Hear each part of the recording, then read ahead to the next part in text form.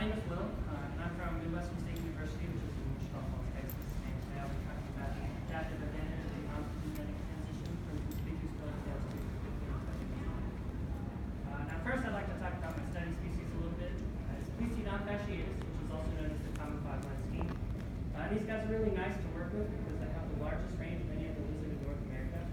As you can see, it extends from the Atlantic coast all the way into East Texas, which is sadly a little outside of the range of where I live, so I'm traveling to find this guys.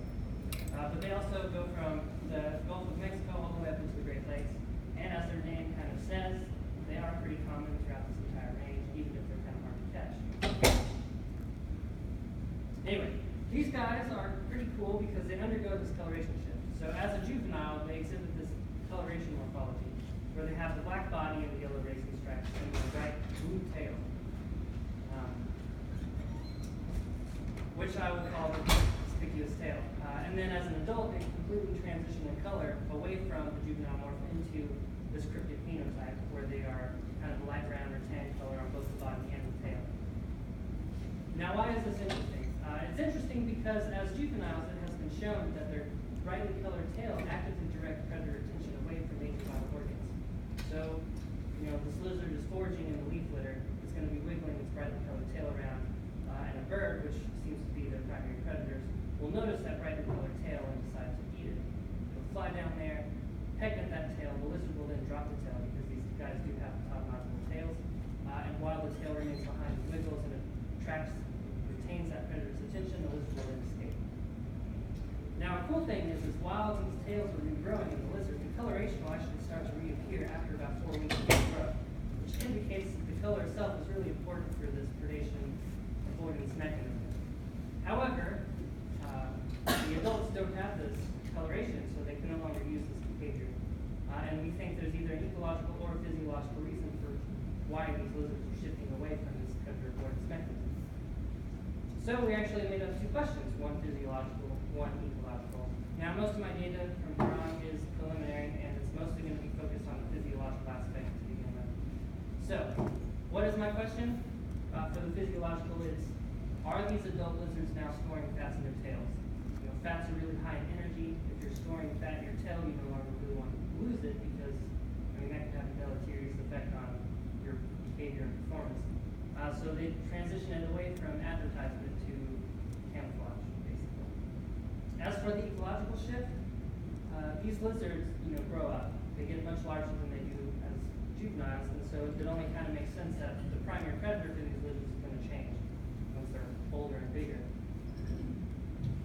So, 2 questions, 2 different methods. So we're going to start with the physiological question, are these adults storing fats in their tails? We are looking at 3 methods on how or to investigate this question. The first method is bomb calorimetry, which is going to show us the amount of energy per gram in these lizards. Okay? The second is gas chromatography, mass spectrometer. So we're going to analyze these tails of these lizards to see the types of lipids found in these tails. And the third is going to be a TLC, which is thin layer chromatography. That will tell us the typing of lipids found in these tails. So are they going to be phospholipids found in membranes, or are they going to be triglycerides, which are really used to store energy? Okay? I will come back to the other question in a minute. So let's start with bomb calorimetry. Bomb calorimetry is a device that's used to measure the amount of energy in substance. And this is very useful in physiology because it allows us to measure the amount of energy in organic compounds. Okay? So the way this works is you load your sample in this bomb cell, then you pump that bomb cell full of pure oxygen, and you ignite it so it combusts and explodes in there, basically. And that explosion will then vaporize your sample, so this is a destructive process. This thermometer inside the chamber will then read the temperature difference, and the computer will calculate the amount of energy given off from that temperature differential, which will give you a measurement of calories per gram. Right? Now, for my project, we split up into 4 groups. Okay, so we sacrificed our lizards, then we departed their tails from their bodies, and so we ended up with 4 groups. We have the juvenile tail, juvenile body, and then adult tails and adult bodies. And as you can see, there is no difference at all between the amount of energy in the different body parts.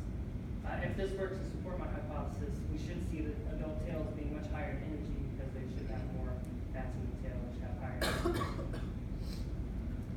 So bond chirometry does not support that first idea. Well, what about the gas-formed target mass effect?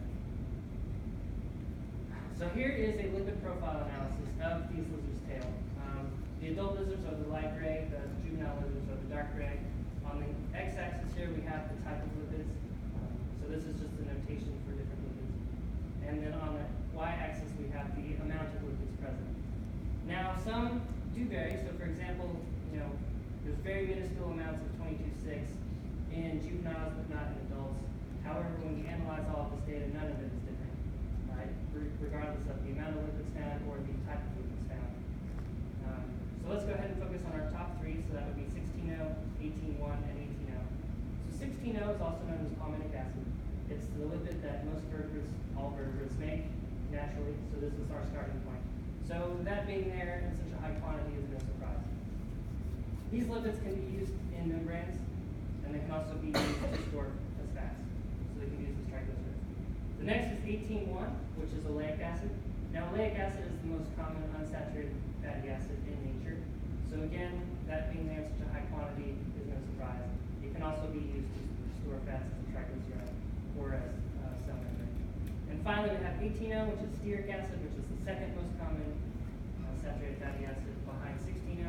So we're not really seeing anything new or shocking here. I just wanted to point that out. So as far as this goes, the adults have the same amount of lipids and the same type of lipids as the juveniles. So that, again, doesn't show that they're storing fats in the tail. Now what about the TLC? Like I said, this is preliminary data. I haven't quite gotten to analyzing the TLC data. But if we go back for a second, what that will tell us is what proportion of these lipids are found where. So maybe because the juveniles are growing, they might be using these 16Os, 18Os, 18.1 to make cell membranes, whereas the adults are not making cell membranes, they're actually storing them as fats.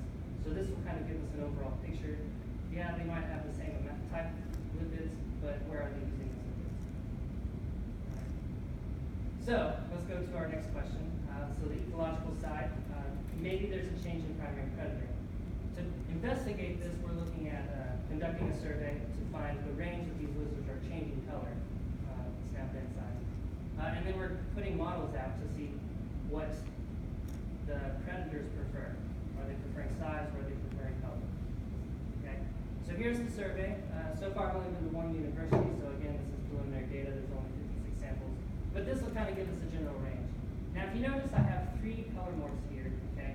So the blue tails are going to be the traditional juvenile coloration. They're going to have the black bodies and the brownish colored tails. The cryptic brown tails are going to be the fully grown adults, so they're going to have the light brown body, light brown tail.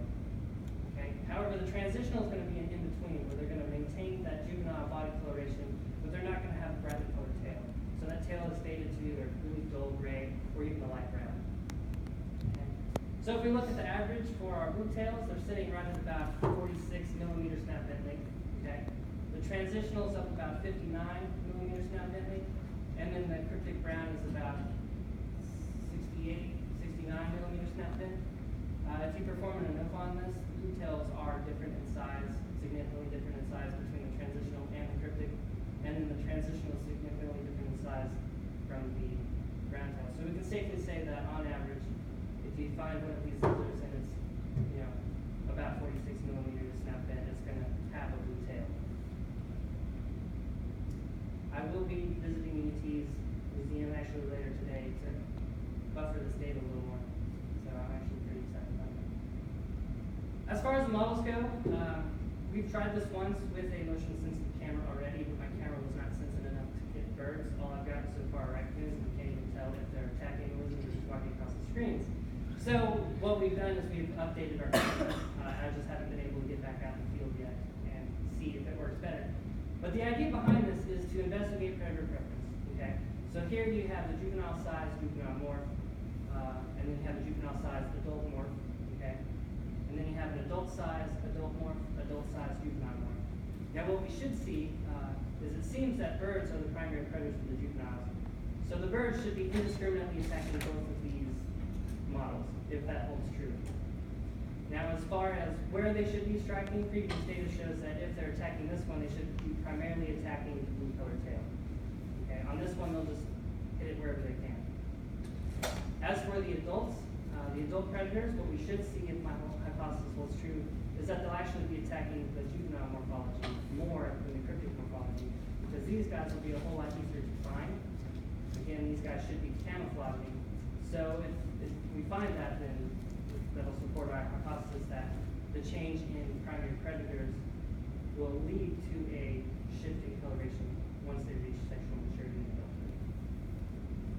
So to kind of sum it up, bomb calorimetry, the amount of energy per gram does not show any difference, so that does not support my physiological question of are these adult lizards snoring fast in their tails. The gas chromatography doesn't show any difference in the amount of lipids or the typing of lipids in the tails. The TLC I still have to perform the analysis on. We have run all the samples, just haven't been able to look at them yet. And this should show us where those lipids are found. Are they found in the cell membranes, or are they actually being stored as triglycerides? Sometimes we can even find them as monoglycerides, diglycerides, or free fatty acids, and if we find any of those three categories, that indicates that they're not storing the fats, they're actually using the fats, which would be interesting in and of itself. For the survey, I've again already only been to one university, but here are the numbers as they stand. So the average is actually about 44 millimeters for the blue tail, the transitional is about 61, and the cryptic is about 67 millimeters. And finally, all I have left to do is put my models out in the field, hopefully find some things that are trying to eat my tasty little models. With that, I'd like to thank Midwestern State for the opportunity to do this project. Charles Watson, who's my advisor, Michael Shipley, who's helped me do all the work and stuff, and then the Watson Lab for catching these lovely little challenging. All right, with that,